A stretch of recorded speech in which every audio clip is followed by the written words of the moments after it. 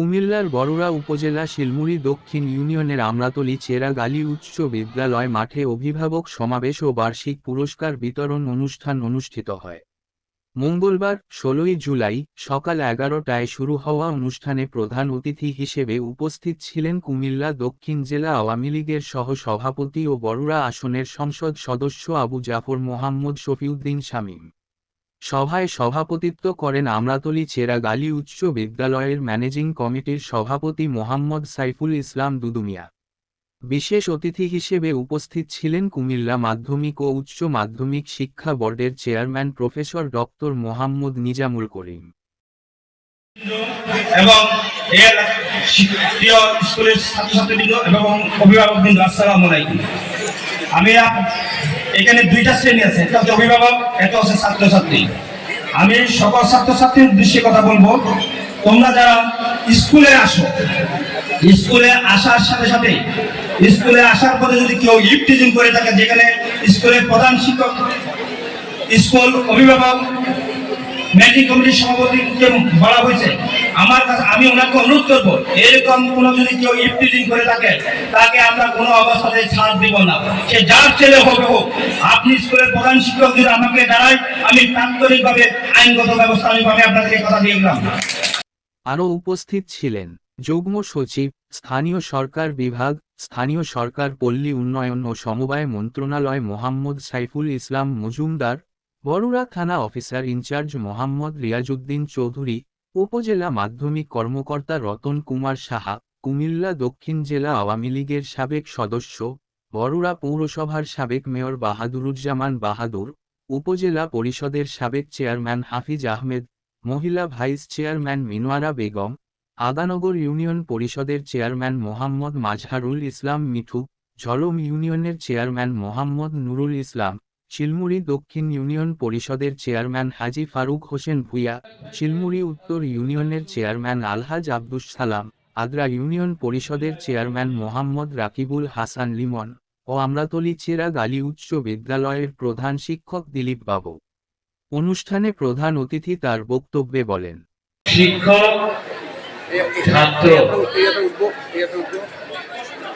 এর মধ্যে সম্মানজনক অবস্থানটা নাই। কিছুদিন আগে আমার নজরে এসেছে, আমি শুনেছি এক শিক্ষার্থী এক শিক্ষককে থাপ্পড় মেরেছে। এটা যে কত গহিত কাজ আর এটা যে কত দুঃখজনক, এটা আমরা যারা এই বয়সে অথবা আমার থেকে যারা বয়োবৃদ্ধ আছেন তারা আপনারা উপলব্ধি করতে পারবেন। আর এটা এখানে কেবল শেষ না। আমি একটু ছোট্ট করে বলি, আমার প্রতিষ্ঠানে প্রায় ৫,৫০০ লোক কাজ করে। এর মধ্যে আমার যে হেড অফিস, সেই হেড অফিস আছে ৩টা ঢাকা শহরে। সেখানে প্রায় ৫০০ থেকে ৫৫০ লোক চাকরি করে, যাদের ন্যূনতম যোগ্যতা হচ্ছে গ্রাজুয়েশন।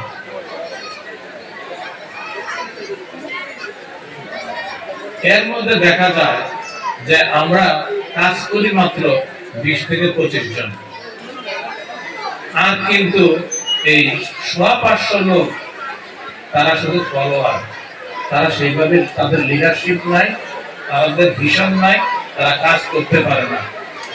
এটা হচ্ছে এখনকার অবস্থা। আর যেভাবে নাকি লেখাপড়া চলছে আর শিক্ষকরা যেভাবে নাকি শিক্ষাদান করছেন, আমি হলফ করে বলতে পারি আগামী ৫-৭ বছর এই দেশের লেখাপড়ার মানে কোন ছাত্রছাত্রী লিডারশিপ দেওয়ার ক্যাপাবিলিটি থাকবে না। আমাদের ইন্ডাস্ট্রিতে আমরা দক্ষ শ্রমিক পাই না। যখন নাকি অদক্ষ শ্রমিক নেই, তাদেরকে বেতন দেয় ১০,০০০, ১৫,০০০ টাকা। যদি আমরা দক্ষ শ্রমিক পেতাম, তাদের বেতন স্টার্টিং এ হইতো ২৫,০০০ টাকা। আজকে সার্টিফিকেট নিয়ে যখন আসে, তখন বলি তুমি বাবা ১৫,০০০ টাকায় আমার পিয়নের চাকরি করো অথবা কেরানির চাকরি করো। বঙ্গবন্ধু যখন সোনার বাংলার স্বপ্ন দেখে, তখন এই দেশের শিক্ষিতের হার ছিল ১৮%, আর এখন ৭৪ থেকে ৮০% হচ্ছে শিক্ষিত, কিন্তু বরুড়ার শিক্ষিতের হার হচ্ছে 64%।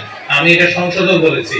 সেই জন্য শিক্ষকদেরকে আবারও বলবো, আপনারা মানসম্মত শিক্ষার ব্যবস্থা করেন ছাত্রছাত্রীদের জন্য, যেন সেটা 64% থেকে 80% পৌঁছে।